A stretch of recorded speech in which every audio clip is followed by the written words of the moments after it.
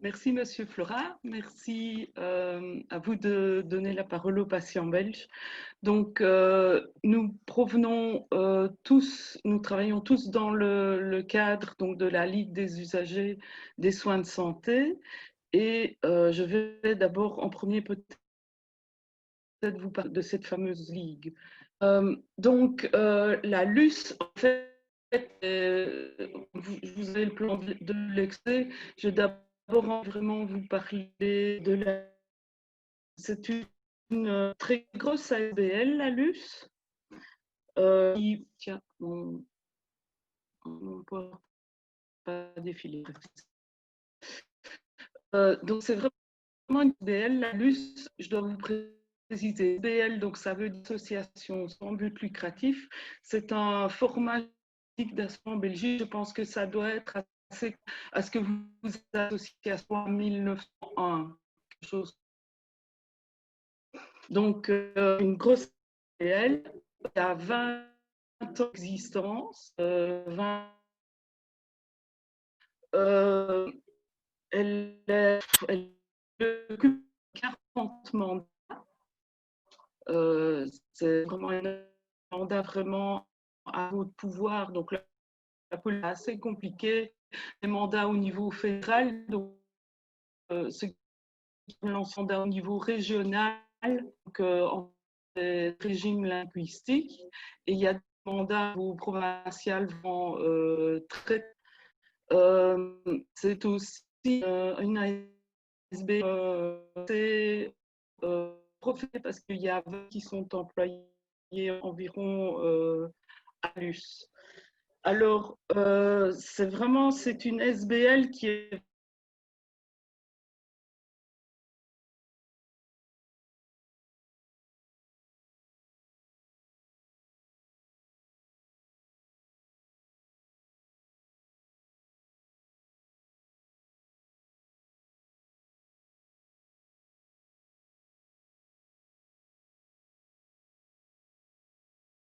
pas de, elle ne se substitue pas aux associations à la base. Donc, une association de patients qui concerne une pathologie particulière, en général, elle va tenir des elle va informer les personnes qui sont atteintes de la même pathologie. Elle va avoir quelques mandats pour représenter ces patients-là. Et alors, au-dessus de ces associations, et les rassemblant toutes, on a la LUS. Et donc, la LUS, elle a différentes missions, différents axes de travail. Elle va soutenir ces associations à la base, par exemple, en fournissant des lieux de réunion. Quand on n'a déjà pas payé une location, c'est quand même vraiment fiable. Elle apporte un soutien administratif, un soutien juridique. Elle va organiser des journées de des conférences, mais donc sur des thèmes généralistes, pas des thèmes directement en rapport avec une pathologie. Elle va permettre une mutualisation, par exemple, des sites Internet. Un autre axe de travail de défendre la sécurité sociale, l'accessibilité aux soins. Ça se fait essentiellement via les mandats donc dans lesquels elle représente l'ensemble des patients.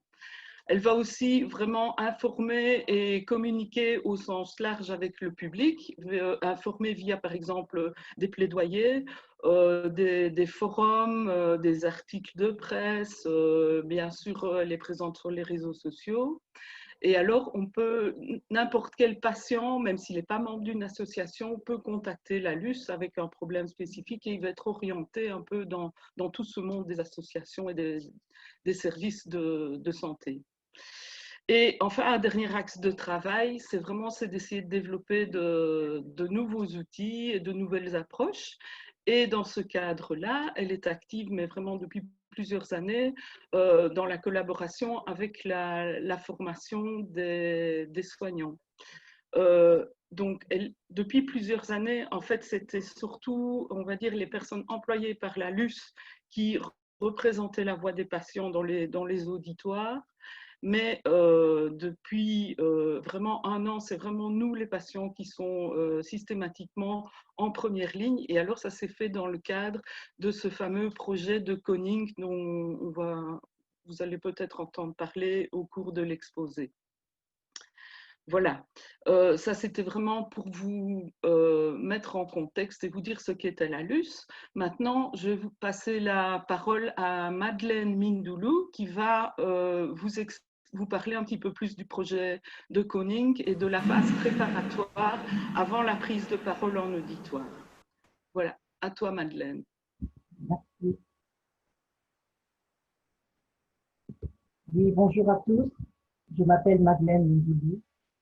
Je suis membre et secrétaire de l'association contre la fibrose pulmonaire idiopathique, qui désigne en trois termes, du coup, la même maladie. La fibrose pulmonaire idiopathique est une maladie rare, orpheline et mortelle. Il touche 14 personnes sur 100 000. Il y a donc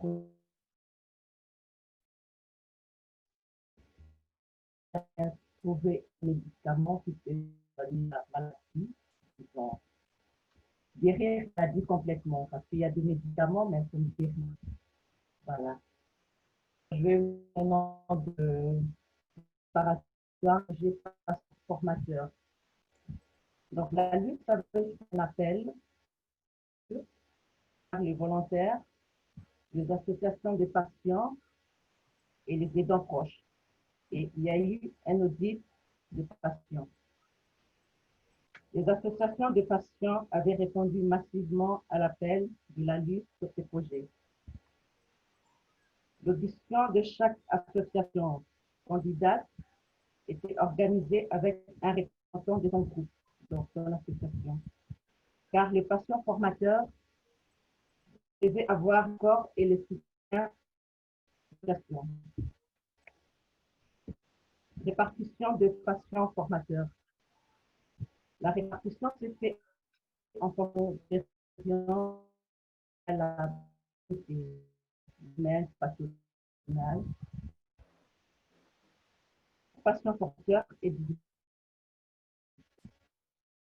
éducation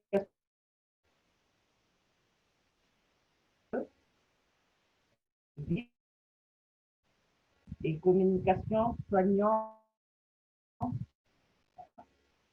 droit de patient et empowerment, donc le pouvoir d'agir. Groupe A, éducation thérapeutique et qualité de soins.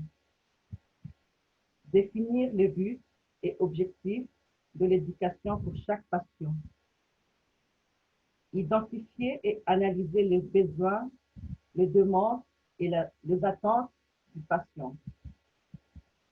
Le patient doit savoir gérer sa maladie au quotidien.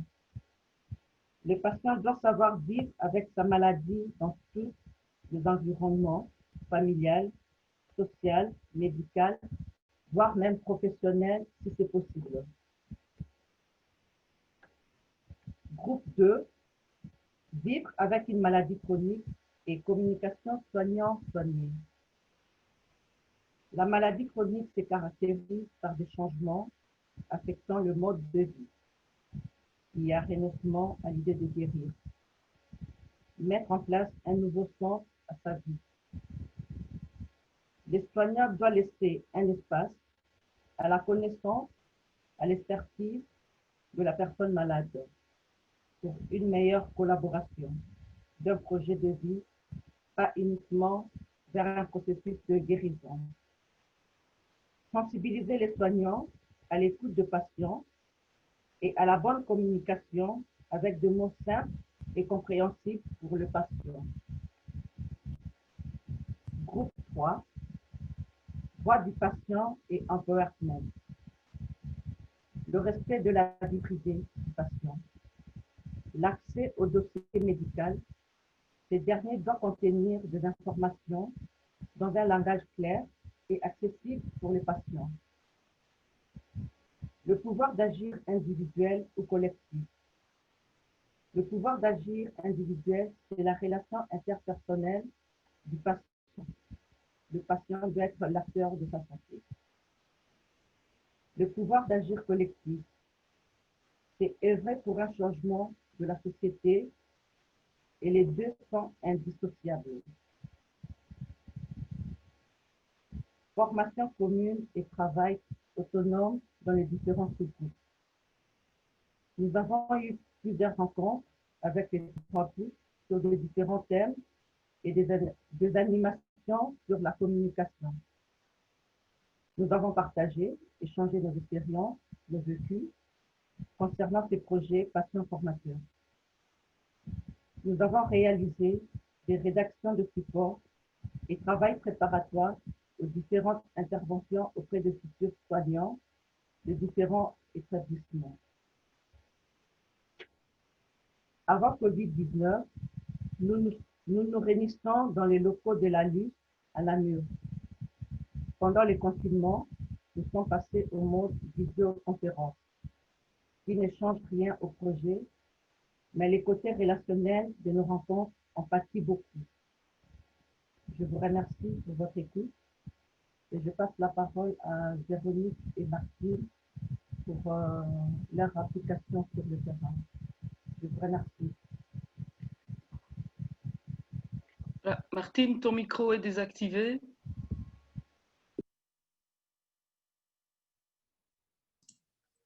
Ça va mieux ainsi? Oui, parfait.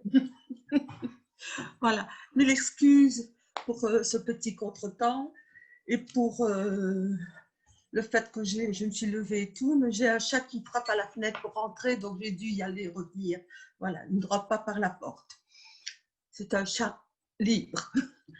Voilà, donc je m'appelle Martine Van Noorden, je suis malade chronique, maladie cœliaque, je suis membre active auprès de l'ADMD Belgique, puisque l'association du droit de mourir dans la dignité, mais ce qui est surtout très important dans cette association, c'est le droit du patient. Donc tout découle dans la vie d'un patient, le patient a des droits et c'est ça qui est important.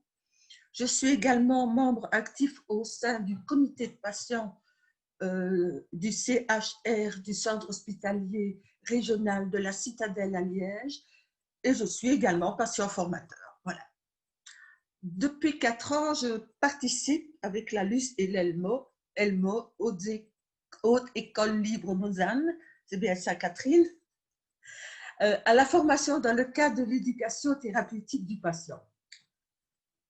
Alors, il est à noter que cette formation, cette collaboration regroupe plusieurs patients, faisant partie d'une association reconnue par la LUS. C'est pourquoi je parle en nos noms, pas en mon nom personnel. L'éducation thérapeutique est interprétée, intégrée dans l'éducation à la santé enseignée au sein de l'ELMO. C'est le moyen d'approcher un patient par une relation basée sur son vécu, sur les connaissances de sa maladie, sur la manière dont il se soigne quotidiennement et quelles en sont ses attentes. Chaque individu, et ça c'est très important, est unique. Il en est de même pour un patient, pour un malade. Notre participation au fil des années, moi déjà 4 ans, hein, je n'ai pas attendu le projet de Koning avec la LUS, donc depuis nos participations ont été modifiées, elles ont évolué au fil des années, au vu des questionnements tant des professeurs, des élèves et de nous-mêmes. Voilà. Il y a des idées nouvelles qui ont été soulevées et je pense que c'est justement ainsi que tout projet peut avancer, une collaboration qui ne bouge pas peut devenir une collaboration morte. C'est comme le latin, qui est un peu une langue morte. Pour l'année académique actuelle, 2020-2021, nous participons par des remarques,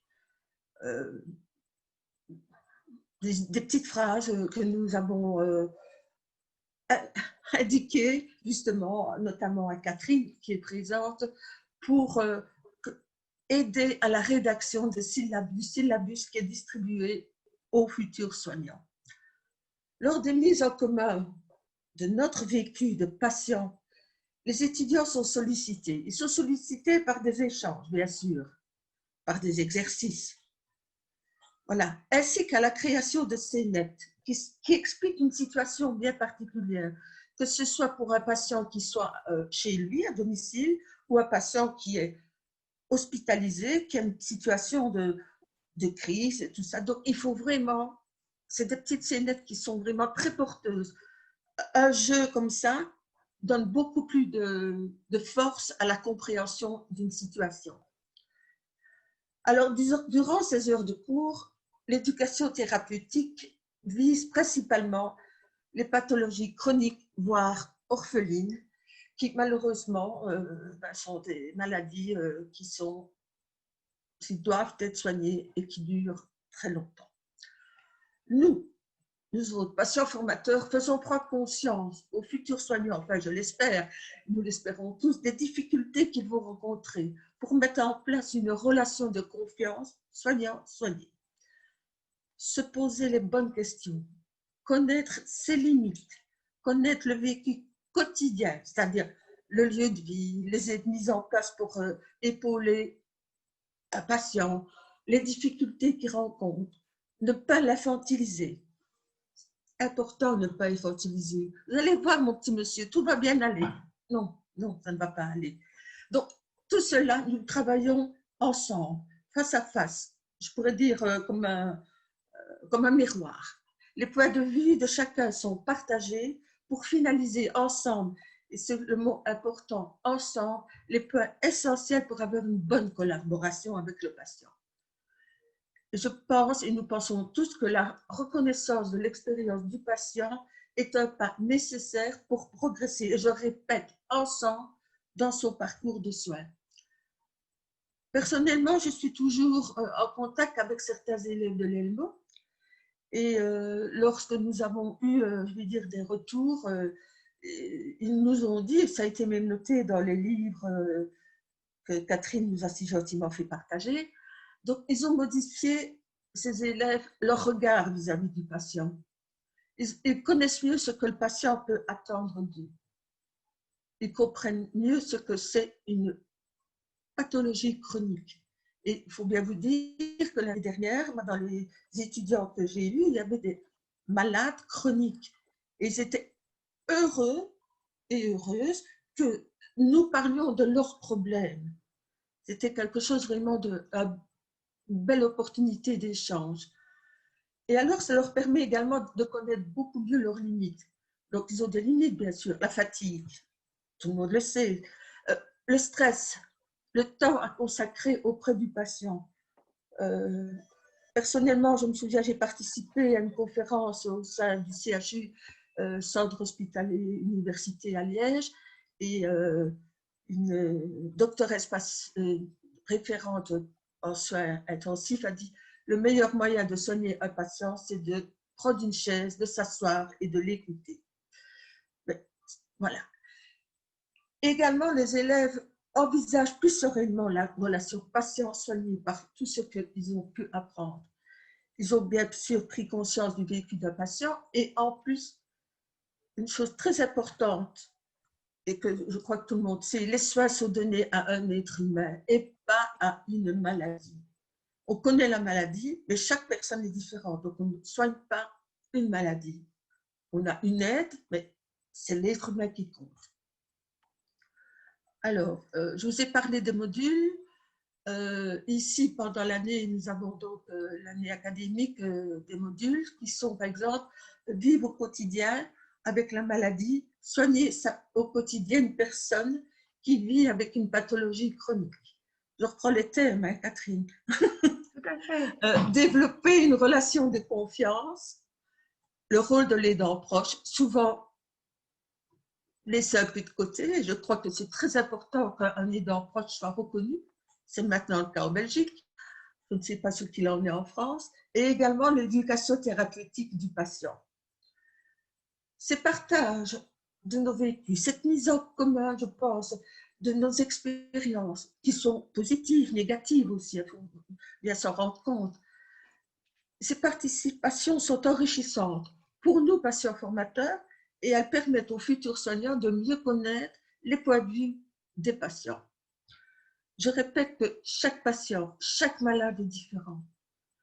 Il apporte son expérience de vie, sa souffrance aussi, ces petits trucs, les petits trucs qui l'aident à mieux vivre sa maladie au quotidien.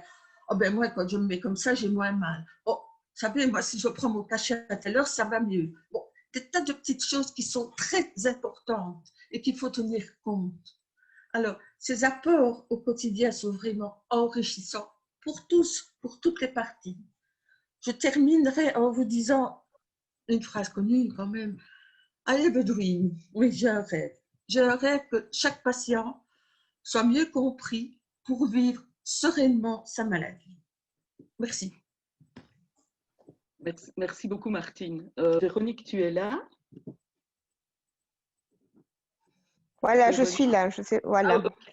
Vas-y, donc je te laisse la parole. Super, merci beaucoup. Excusez-moi, j'avais eu un problème technique ce matin.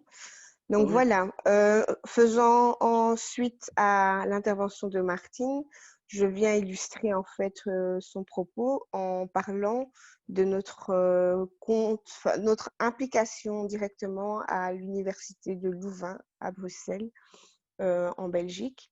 Donc, en tant que patient formateur, nous avons eu l'occasion de pouvoir nous impliquer directement dans les cours d'éducation thérapeutique pour des cours qui sont adressés en fait à des soignants, donc des infirmières, des médecins et autres professionnels de santé.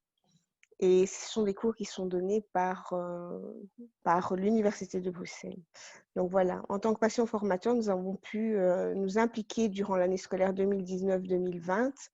Et cette implication fut très bénéfique et pertinente à un double niveau. D'une part, au niveau de la réaction des étudiants, parce que lorsque nous intervenions pour illustrer les propos théoriques des intervenants, cela permettait d'illustrer de façon pratique et de partager le ressenti ou le point de vue du patient, ce qui pouvait étonner certains étudiants déjà professionnels qui exerçaient en pratique en fait. De plus, de par leur choix de spécialisation, savoir l'ETP, l'éducation thérapeutique du patient, nous allions à la rencontre d'un public déjà très ouvert à une nouvelle façon de voir ou de se positionner sur le terrain. On peut dire que de façon générale, on pouvait aussi noter une certaine frustration de leur part de ne pas pouvoir en faire plus avec le patient sur le terrain du fait de la conjoncture, du service ou du temps imparti pour réaliser les soins ou la prise en charge en salle ou en service lorsqu'ils sont sur le terrain en train de travailler. Il y avait ce je ne sais quoi de frustrant dans leur ressenti lorsque nous prenions parfois la parole parce que c'est comme s'ils s'excusaient que les choses, la conjoncture soit comme ça au sein des hôpitaux.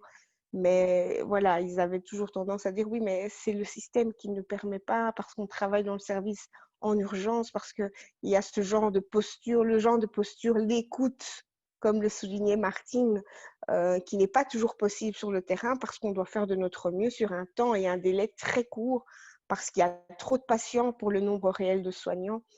Et puis, il y avait aussi la réaction de certains professionnels qui étaient un peu, on va dire, récalcitrants parce qu'ils nous regardaient un peu comme des extraterrestres, comme si nous étions venus faire le procès de leur façon de travailler ou de leur façon d'être ou le procès de leur profession. Mais il n'en était rien. En discutant avec eux, ils ont compris qu'en fait, c'était pas vraiment du tout notre propos ni notre intention. Donc, de façon générale, je pense qu'il est vraiment pertinent de pouvoir continuer ce type de projet et que notre présence devienne normale au sein des cours. En fait, l'idée serait que les soignants aient l'habitude d'entendre des patients illustrer les propos théoriques reçus en classe afin que sur le terrain, cela conditionne également leur posture parce que leur attitude à l'égard du patient ne devrait pas dépendre du type de service ou de la façon de faire du système.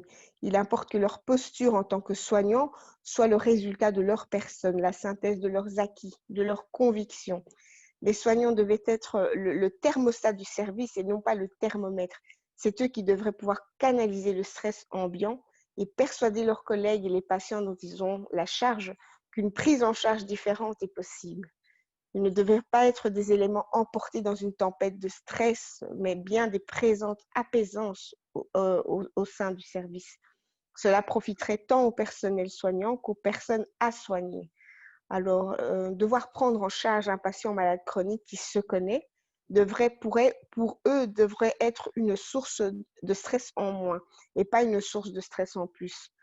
Pouvoir créer un espace d'échange et de communication, un espace d'écoute active, cela devait être inscrit dans l'ADN de tout soignant qui a en charge un patient malade chronique, parce que cette attitude qui est quasi solitaire est parfois au final vis-à-vis du patient qui se connaît et qui vient en intramuros simplement parce qu'il est limité matériellement et pour la prise en charge de ses soins. S'il était suffisamment équipé, le patient malade chronique resterait chez lui. En fait, il ne viendrait même pas en hôpital. Et ce qui rend les patients malades chroniques dépendants des hôpitaux, c'est cette limite technique. Et donc, il faudrait que chaque intervenant puisse en prendre conscience et réaliser que, au travers de l'éducation thérapeutique du patient malade chronique, le fil rouge est souvent l'écoute active, la place laissée au patient, son projet de vie, sa réalité médicale que l'on replace au sein de son projet de vie. Et le soignant étant là pour accompagner le patient dans sa réalisation de son propre projet de vie.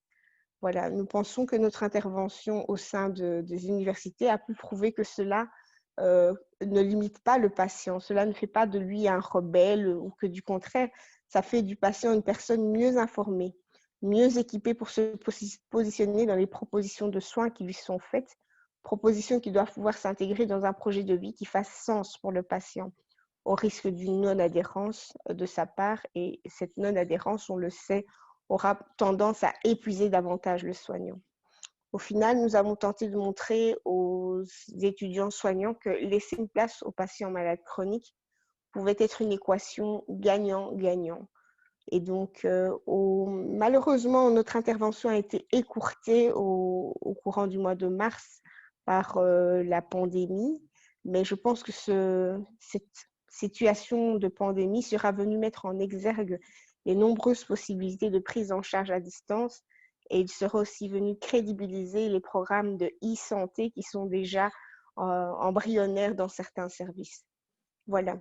Moi, j'intervenais au sein de la LUS en tant que présidente d'une ASBL qui s'appelle Le Petit Prince de Monsen et qui s'occupe en fait des patients malades chroniques atteints de la drépanocytose. La drépanocytose étant la première maladie génétique en France et donc c'est une maladie hématologique et qui touche énormément de personnes. Voilà. Un grand merci pour votre écoute. Merci Véronique. Alors nous allons maintenant laisser le mot de la fin à Pascal avant de passer aux questions-réponses. À toi, Oui, Pascal. merci Cécile. Je vais juste te reprendre parce que tout au début, Oui, tu je as n'ai pas annoncé... présenté Claire, moi. Non, tu as annoncé la LUS, mais tu as de nouveau, comme Ah tu le oui, fais soin. toujours, voilà, Ah, tu as annoncé la Ligue des usagers des soins de santé et c'est pas ça, c'est la Ligue des usagers des services de santé. Voilà, je ne pouvais pas ne pas le refaire parce que sinon Cassandre va nous embrouiller. Donc voilà, c'est chose faite. Alors bonjour, moi je m'appelle Pascal Gauthier-Non, j'ai 49 ans, je suis atteint d'une sclérodermie systémique diffuse. Voilà, maladie rare et enfin voilà, une belle crasse. Je suis membre de l'association Claire. Claire est une association qui réunit les patients et les associations de patients atteints de maladies rhumatismales en Belgique. Voilà. Concrètement, Claire souhaite à chaque patient une vie meilleure grâce à une bonne information sur sa maladie et au maintien de ses activités sociales et professionnelles. Voilà, donc nous sommes ici grâce ou via la Fondation Roi-Baudouin. Alors, la Fondation Roi-Baudouin est une fondation indépendante et pluraliste, active tant en Belgique qu'à l'étranger. Pour exemple, en 2018, elle a attribué 45 millions d'euros de soutien à plus de 2000 organisations et près de 400 individus personnels. Donc, on ne doit pas spécialement être une association pour pouvoir bénéficier de l'appui de la Fondation Roi-Baudouin. Donc, c'est donc via la Fondation Roi-Baudouin que la LUS avait répondu à un appel à projet concernant le renforcement des compétences en matière de santé dans la première ligne de soins. Ce projet ayant reçu une réponse positive, il recevra un appui financier durant 2 ans. Alors, Cette première reconnaissance institutionnelle de la valeur de la formation par les patients est une étape importante, mais temporaire. Car, en effet, nous n'avons pas la chance, comme en France, d'avoir un statut reconnu. Et donc, il faut qu'une réflexion impliquant les patients, leurs associations, les établissements d'enseignement, ainsi que les politiques, se mettent en place afin de dégager des moyens permettant de pérenniser cette initiative. Voilà. Et quand ce sont les patients eux-mêmes qui participent à la formation des futurs infirmiers et infirmières, tout le monde y gagne. Les patients à qui on rend la parole et le pouvoir sur leur vie, et les soignants qui prennent conscience de l'importance d'envisager l'être dans sa globalité et pas seulement du point de vue strict des soins.